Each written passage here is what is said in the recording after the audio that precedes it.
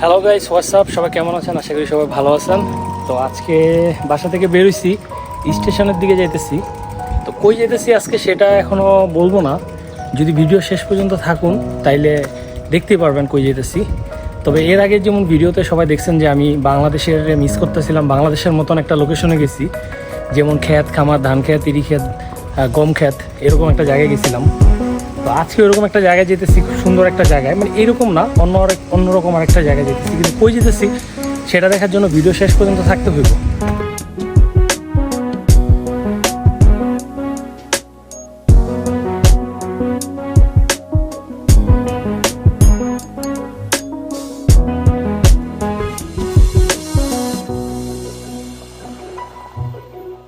যাক গাইস, অবশেষে ট্রেন লাইনের পাশ ঘেরা রাস্তা দিয়ে চলে আসলাম স্টেশনে। তো এখন স্টেশন থেকে ট্রেনের টিকিট কাটবো, দেন যেই জায়গায় গন্তব্য আমার সেখানে যাবো আর কি। এখানে ইনফরমেশন ডেস্কে আসছি, ইনফরমেশন ডেস্কে কোনো লোক নাই।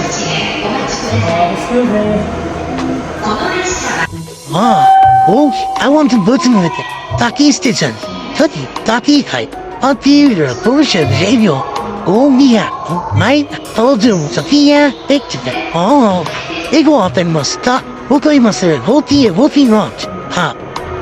Honestly, once it Nandi Jet Venture, the Ninja. Yomi Bump, Rufus.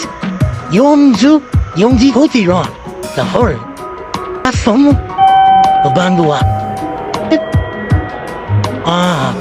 Yomban, boom, Yomba, Kara.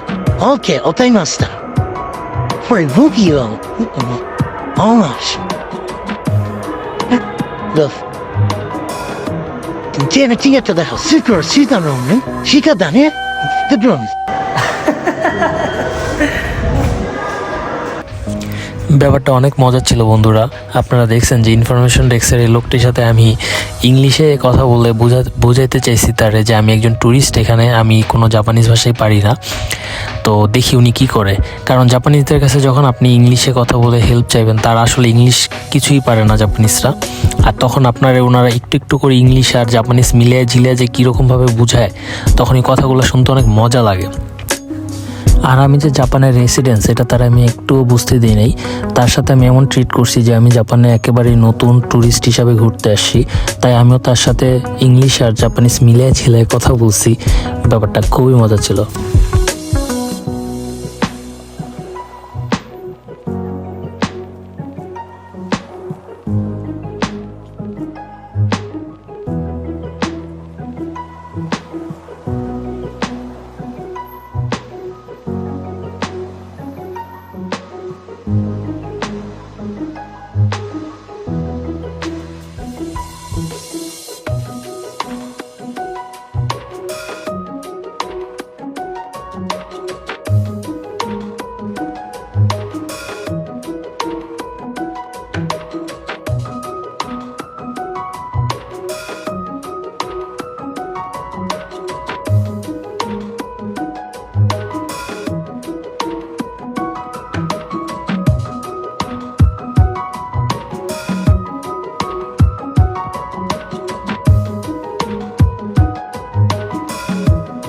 এটা একটা চার রাস্তার মোড়, খুব সুন্দর চার রাস্তা, চারদিক পাহাড় ঘেরা, মাঝখানে চারটা রাস্তা।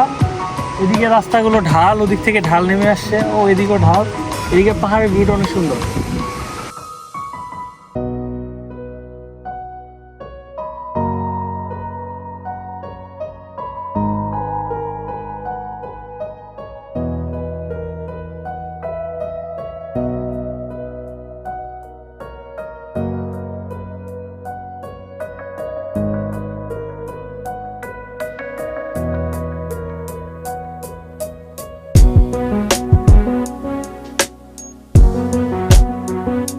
অবশেষে এসে বসছি এই জায়গাটার কথাই আর কি আপনাদেরকে ফার্স্টে সাসপেন্স রেখেছিলাম। তো এখন আমরা নিচে যাবো এই ঝর্ণার একদম, তো এটার আশপাশের লোকেশনগুলো আরও বেশি সুন্দর। এখন আমরা ওই ঝর্ণার একদম নিচে যাবো, তো চলুন সাথেই থাকুন।